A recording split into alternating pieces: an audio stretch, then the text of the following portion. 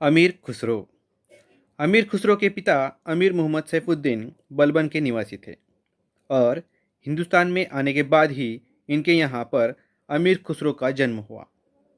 एक लेखक के अनुसार खुसरो का जन्म 653 हिजरी यानी 1234 ईस्वी सन में माना जाता है।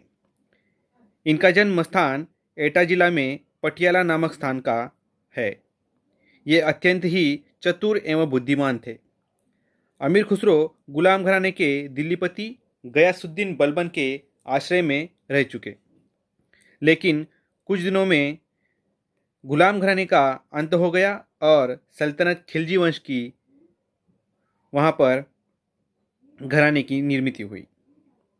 अंत खुसरो भी खिलजी वंश का नौकर बन गया। अलाउद्दीन खिलजी ने 1294 ई में जब देवगिरी के राजा पर चढ़ाई की, उस समय अमीर खुसरो भी उसके साथ था और इस लड़ाई में देवगिरी के राजा की पराजय हुई। देवगिरी में उस समय गोपाल नायक नामक संगीत का एक उत्कृष्ट विद्वान रहता था। खुसरो ने एक छलपूर्ण प्रस्ताव रखकर राज दरबार में उससे संगीत प्रतियोगिता मांगी और उसे अपने चातुर्य बल से पराजित कर दिया। किंतु वह गोपाल नायक का बड़ा हृदय से आदर करता था, इसलिए दिल्ली लौटते समय गोपाल नायक को भी उसके साथ आना पड़ा। दिल्ली आकर खुसरो ने संगीत कला में अपूर्व क्रांति पैदा की। इन्होंने दक्षिण के शुद्ध स्वर सप्तक की योजना कर उसे प्रचलित किया और लोक रुचि के अनुरूप नए नए रागों की रचना की। राग वर्गीकरण का एक नवीन प्रकार राग में ग्रहित स्वरों से निकाला।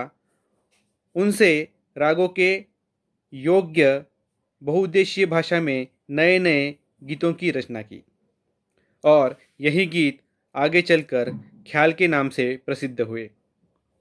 अंत ख्याल के जन्मदाता भी खुसरो को ही माना जाता है। अमीर खुसरो ने संगीत विषय में अनेक सारी पुस्तकें लिखी।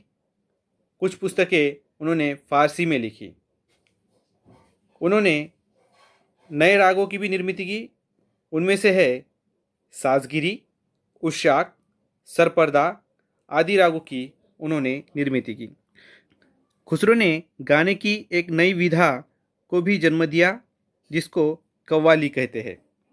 अंत खुसरो ने संगीत के क्षेत्र में विस्मरणीय कार्य किया है। इनका देहांत लगभग 72 वर्ष की आयु में हुआ था।